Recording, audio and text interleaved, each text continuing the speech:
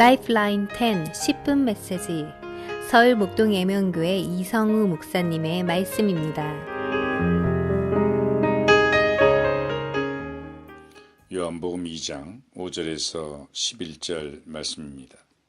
그의 어머니가 하인들에게 이르되 너희에게 무슨 말씀을 하시든지 그대로 하라 하니라.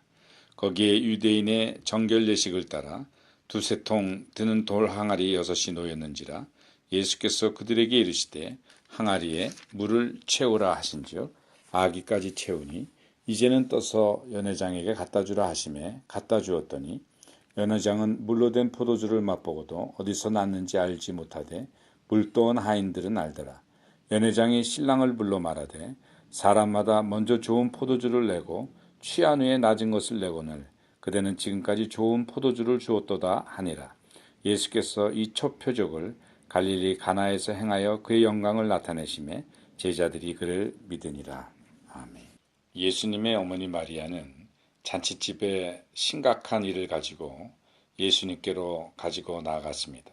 그래서 예수님과 상관없는 일을 그에게로 갖고 나감으로 인해 예수님과 상관 있는 일로 만들었습니다. 우리가 어떤 일을 가지고 가이사에게 호소하면 그것이 가이사의 일이 되고 그것을 어떤 일을 또 청와대에 호소하게 되면 그때부터 그 일은 대통령의 일이 됩니다.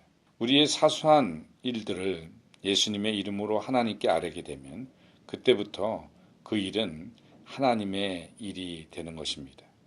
마리아는 바로 예수님과 상관없는 그 일을 예수님께로 갖고 나감으로 인해서 예수님과 상관 있는 일로 만들었습니다. 그리고 마리아는 그 믿음의 연장선상에서 하인들에게 무슨 말씀하시든지 그대로 하라고 한 것입니다. 그러자 예수님께서는 하인들에게 정결 예식용 항아리에 물을 채우라 하시고 그들이 그대로 하자 이제는 떠서 연회장에게 갖다 주라 하셨습니다.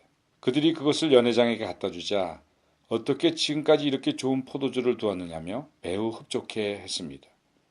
마리아의 믿음의 말을 듣고 예수님이 시키신 대로 하인들이 순종하자 손과 발을 씻는 물이 값진 포도주로 변한 것입니다. 어느 누구도 물을 포도주로 변하게 할 수 없습니다. 그것을 순식간에 그렇게 할 수 있는 분은 오직 창조주 하나님 한 분뿐이십니다. 예수님께서는 물로 포도주를 만드심으로 자신이 우리를 만드신 창조주 하나님이신 것을 보여주셨습니다. 그런데 예수님은 왜 유대인들이 결례용으로 사용하는 돌 항아리의 물로 포도주를 만드신 것일까요? 그것은 유대인들의 헛된 의식과 그와 대조되는 복음의 능력을 보여주시기 위해서입니다. 손 씻는 그릇이 아무리 많아도 사람의 겉만 씻을 뿐이지 속을 변화시키지는 못합니다. 이것은 사람의 본질적인 필요를 채워주지 못합니다. 인간이 아무리 노력해도 겉을 조금 변화시킬 수는 있습니다. 그렇지만 그 속 사람을 변화시킬 수는 없는 것입니다. 그러나 우리 주님은 본질을 바꾸시는 분입니다.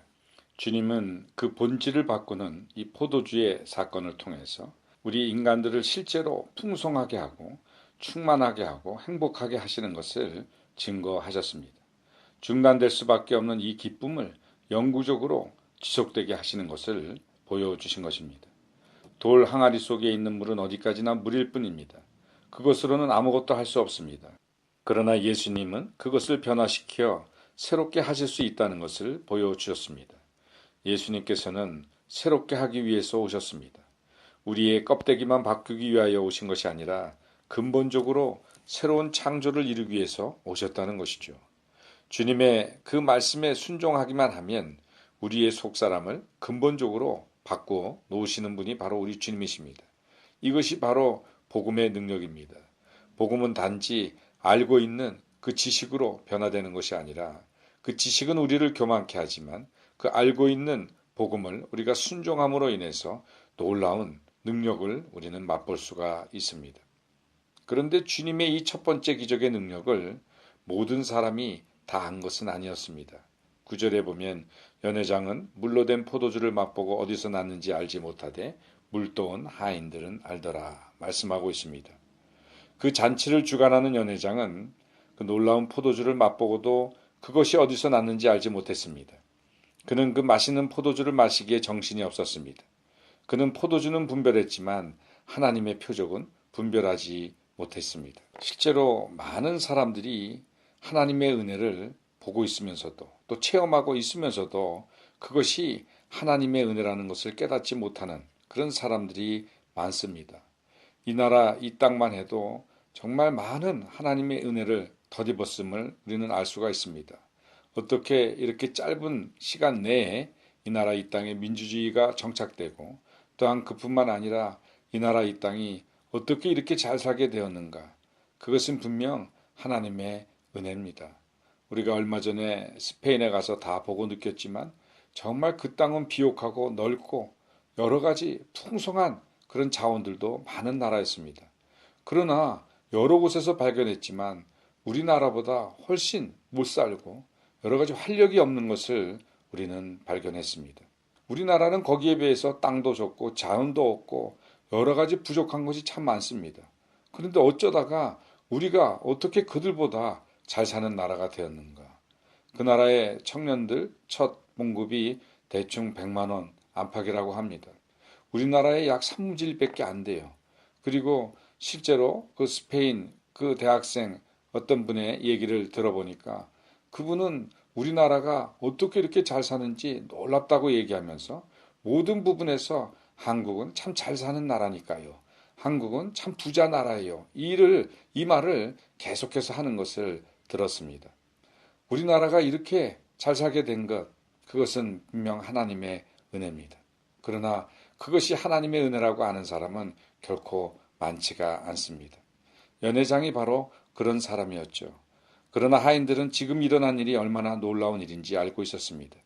다른 사람들이 더 좋은 포도주에 흥겹게 먹고 마시며 즐길 때 하인들은 비록 그 포도주를 마시지 못해도 이 비밀을 알고 있었습니다. 왜냐하면 그들은 그 포도주를 즐기지도 못하고 시중만 드는 신부님에도 불구하고 예수님의 이 일에 직접 사용되어 동참한 자들이었기에 그것을 분별할 수 있었던 것입니다.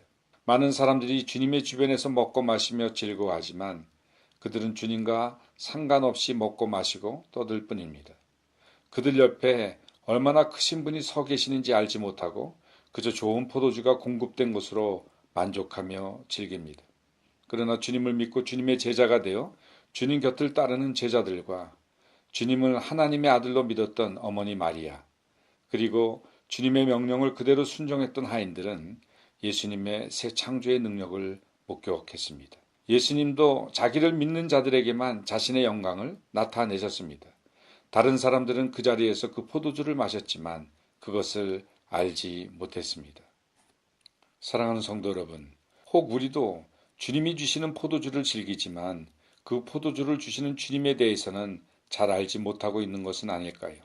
그래서 주님의 말씀을 순종하지 않고 무시하고 있지는 않을까요? 하나님의 말씀에 순종함으로 주님의 영광을 목도하는 소수의 무리에 들어가는 우리 모두가 되시기를 예수님의 이름으로 축원합니다. 지금까지 서울 목동 예명교회 이성우 목사님의 말씀이었습니다.